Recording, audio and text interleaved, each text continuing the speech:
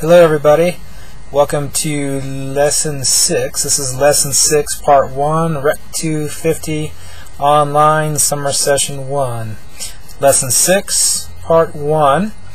What we'll be talking about in this video clip is beginning to move into the ethics section of the class and looking at the boundary or the invisible boundary that should be around every interpersonal skill-based facilitator / leader. That when using your interpersonal skills and being effective with those skills and providing a positive and encouraging process for groups to move them from point A to point B, whatever that is, must be done ethically. If it's not done ethically, then trust is damaged.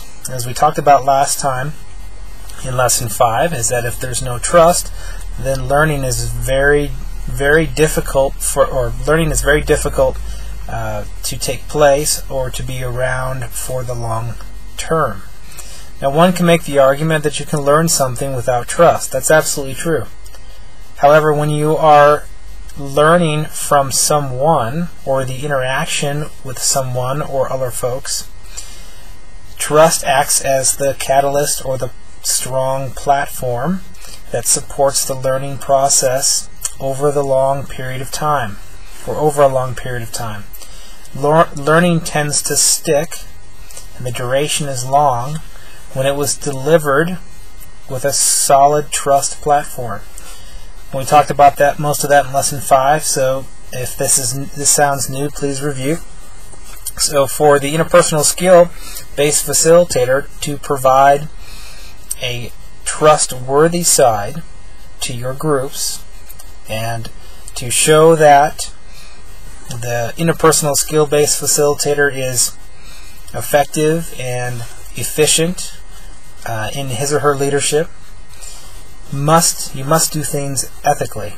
And if things are done ethically, that means that trust will be intact and will be at a high level, meaning that learning is the chances of significant long-term learning happening are going to increase. So I want you to remember that the simplest way to put this is that when you're in a leadership position, there's two ways to look at every type of decision that you make and everything you say and everything that you do. Number one is breaking trust, and number two is building trust. You see, everything that you do either builds trust or it breaks it when you're in a leadership position, because people are watching what you are listening to what you say, they are watching what you do, okay, and they are looking at what you've done and listening to what you're going to do. And when all of those things, all those aspects are facilitated from good, I would say good and honest motivation, then most everything that you do will build trust. And as we talked about in Lesson 5, trust is very fragile. It can be broken very easily. And does a facilitator make mistakes? Yes. Can you repair trust? Yes. We'll get to that in a little bit.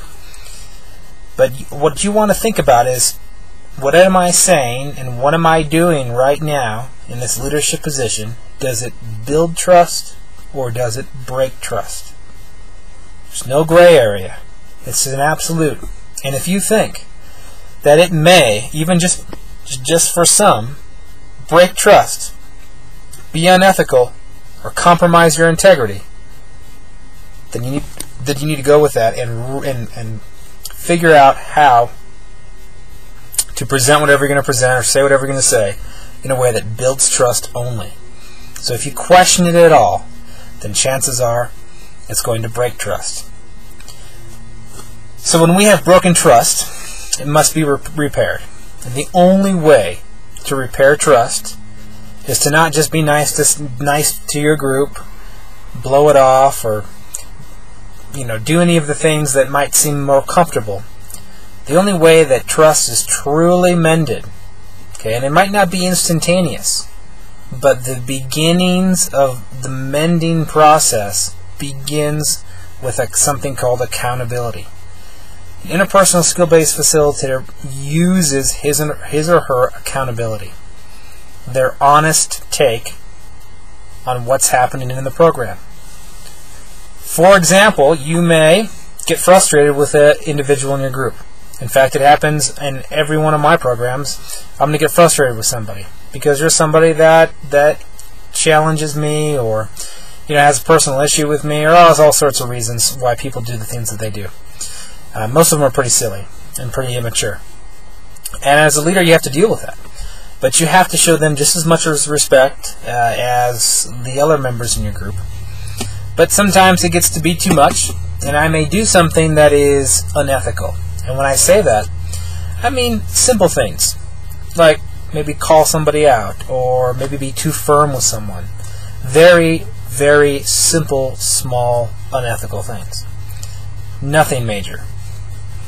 And these small things can have and will have a negative effect on the trust level in your group. So I make sure that if I've done something like that, to quickly and sincerely own my mistake and apologize.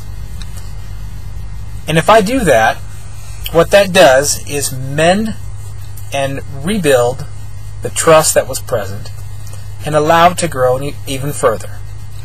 Because when someone knows or firmly sees your intentions as being pure and honest and for the best for the group, they will gladly trust you. And when they gladly trust you, they will do things you ask them to. And what am I asking my groups to do? Or what should a leader ask their groups to do? To participate in the program. That's all. To rise to the challenges.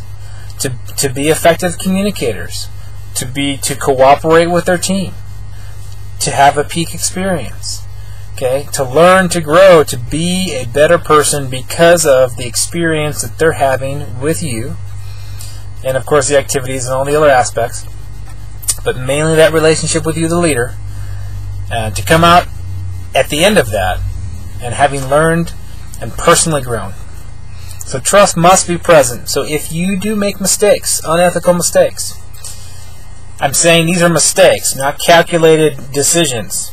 Alright, there's a difference. But when you mess up, you make a mistake, all you do is be accountable. And you expect the same from your group members. When your group members, or members of your team that you're leading, they make a mistake, I say that the only way to deal with a mistake is to own it by saying, this is the mistake that I made, I apologize for it, and here are some solutions for me to fix it, or whatever the solutions are. But I have the person be accountable and be very honest and upfront and own their mistake. This is absolutely the only way to do it in an ethical manner. When you ignore these things, especially as a leader, when you ignore these things within a group, when you ignore the group members fighting and doing unethical things to each other, very simple unethical things, and when you ignore that and don't deal with it, it's like a cancer in your group.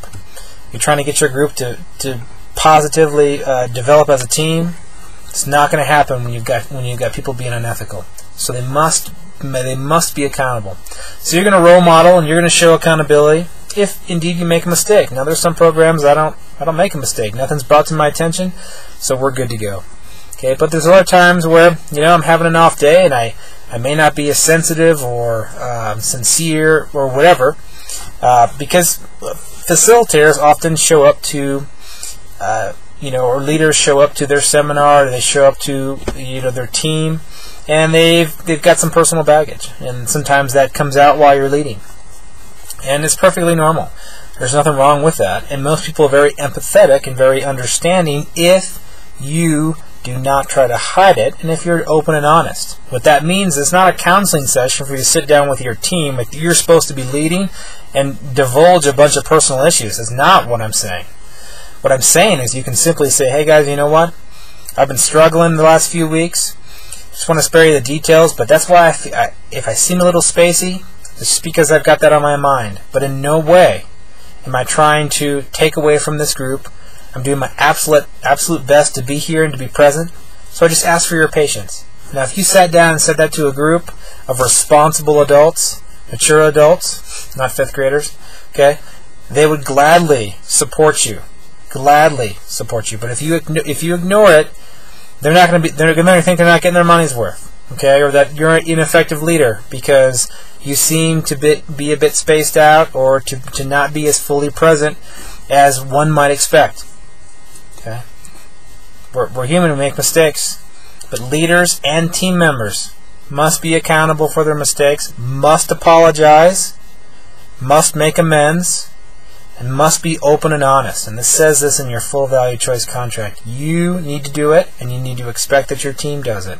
And when you do that, you have a trusting relationship between facilitator and group, and within the members of the group. You can trust somebody without liking them, okay, and you can accept somebody without agreeing with their behavior. Working with groups for over 15 years, there's plenty of people who strongly disagree on many issues of life, but they have a very deep respect for each other because they know that people being different and having different skills and different belief systems and mindsets are absolutely essential to make a good team, to make a good productive team. Okay, so remember, as a facilitator in this lesson, you're remembering that trust, you either build it or you break it by what you do and what you say. So before you say anything, or before you do anything, a quick thought of will I build trust or will I break trust with what I'm about to do will guide you into keeping you very ethical when in leadership positions.